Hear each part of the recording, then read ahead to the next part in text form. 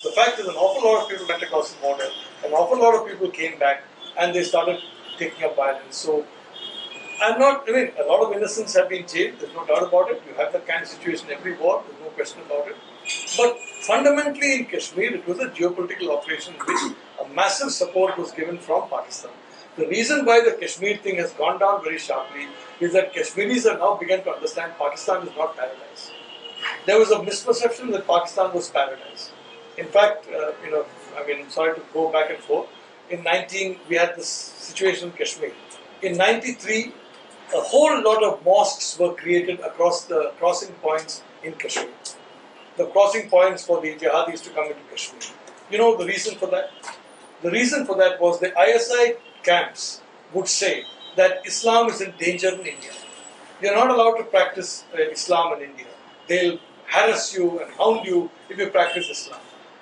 We wanted the first site of the jihadis to be a mosque where people are praying, where you're saying that when the azan is heard. We wanted the first site to be that so that they'll know that they were given wrong information about India. The reason for that is a terrorist, a genuine terrorist, I'm not talking about mercenaries, you've got to be completely convinced of the rightness of your cause to really have the morale and motivation to fight a much bigger force. If there's a little bit of doubt in your mind that I'm not fighting for the right cause, immediately the fighting spirit goes down significantly. These little measures, like showing, like going there and seeing that people are freely practicing religion in Kashmir or anywhere else for that matter, it's showing that what the people were telling them, the ISI was telling them was wrong, was very important psychological operation. Another psychological operation that was done in Kashmir is that, again during 93, 94, 95, in fact that is a period in which a lot of the Kashmir thing was damped down. Kashmiris, whenever they used to go outside Kashmir, it used to be difficult for them to get admission, impossible to get a job, impossible to take a shop on rent. They were Kashmiris. They were known to be dangerous people. That completely changed. The Prime Minister Narasimha Rao gave an instruction that wherever Kashmiris go, give them preference in finding a house. Give them preference in taking a shop. That's why you got all those Kashmir Emporia in all kinds of places where they sell, I don't know what, carpets and things and whatever.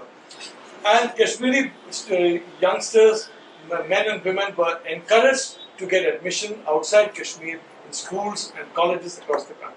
Many of them went out of the country, they got admission. What was the reason for that? The reason for that was to build a stake for Kashmiris outside Kashmir. So that they know if the country breaks up, if Kashmir becomes a separate part, your stake outside Kashmir is going to be at risk. So give people a stake outside Kashmir and a stake in a united India. By making Kashmiris feel unwelcome in the rest of India, you are actually helping the jihad. By making them feel extra welcome, and they were made extra welcome as a deliberate policy. If I applied for a shop in a 5-star hotel, and Kashmiri applied for a shop, Kashmiri would get it. Because the hidden instruction was, for God's sake, give them preference. And a whole lot of people from Kashmir migrated outside Kashmir during that time. Not just Pandits and Hindus, not just Shia, but a lot of Sunnis and even Wahhabis as well during that period. That also was extremely helpful in ensuring that the Kashmir jihad went down. Since you got me started on this, I'll give you the third prong of this psychological warfare strategy in Kashmir. The third prong was very simple. The Kashmiri doesn't like a Punjabi or an Afghan. I don't know if anybody here is a Punjabi or Afghan. If anybody is, I'm not a Kashmiri. So I have no problems with Afghans and Punjabi, believe me. But Kashmiris don't like them because historically the Punjabis and the Afghans have oppressed them. So miraculously, you had all kinds of songs coming up in Kashmir. You had all kinds of little books being printed in Kashmir. All kinds of videos surfacing in Kashmir about Kashmiri girls being harassed by Punjabi men, by Afghan men, and asking Kashmiris to remember the past when the cruel Afghans were killing them, when the cruel Punjabi was ruling them, and a certain amount of, if I may say so, a certain amount of memory came back about the reality of the situation that they were being pretty badly treated by the Afghans and the Punjabis in Kashmir for a very long period of time. I think the jihad was entirely Afghan, Punjabi, to some extent Arab or Chechnya, whatever. Very little of it was local Kashmiri. So the local Kashmiris started turning against these people who came from outside, and very soon the battle became between local Kashmiris and outside people. So most of the killing and the encounters took place between Kashmiris who had turned counter jihad and people who had come from outside to do the jihad. So by these steps, the situation in Kashmir was rapidly made more and more normal. Today I would say the Kashmir situation is quite normal. I would recommend AFPSA, for example, be removed in Kashmir and the Northeast, quite frankly. I think it's ridiculous that you're holding on to it. And the only reason you're holding on to it because some army people can make a lot of money and they use AFPSA as a kind of as a cover for that. It's not really to do with battling the insurgency there. The situation has changed a lot. But it was not easy to change.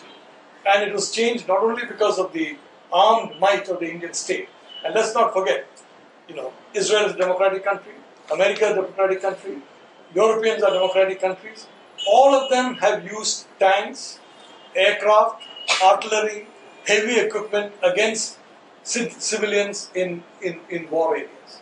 The Indian Army has never once used tanks, aircraft, helicopters for spotting but not for shooting, or artillery in this kind of civilian thing. It's only gone in for handguns and for sidearm, that's all. At heavy cost to itself or casualties. So frankly, when people are talking about this terrible army oppression in Kashmir, where are the tanks? Where were the aircraft? Where are the artillery? It's not there at all. Whereas you have the American military using, in Fallujah, other places, freely all these things. You have the NATO freely using it. You've got China freely using it. You've got even Israel freely using all that in the Palestinian territory, but not India. So again, as I said, my perspective on this has been slightly different from other perspectives. But I just wanted to give you 3 steps. 1, mosques. Encouraging of mosques and making sure that everybody realizes there's freedom of worship in Kashmir. 2, making sure that it's easy and facilitating for Kashmiris to travel to other parts of India and settle down there and work there. And number 3, making sure that the Kashmiri realizes that in the past and in the present, the Afghan and the Pakistani Punjabi at least were definitely not his friends. So none of this happened, if I may say so, entirely accidentally.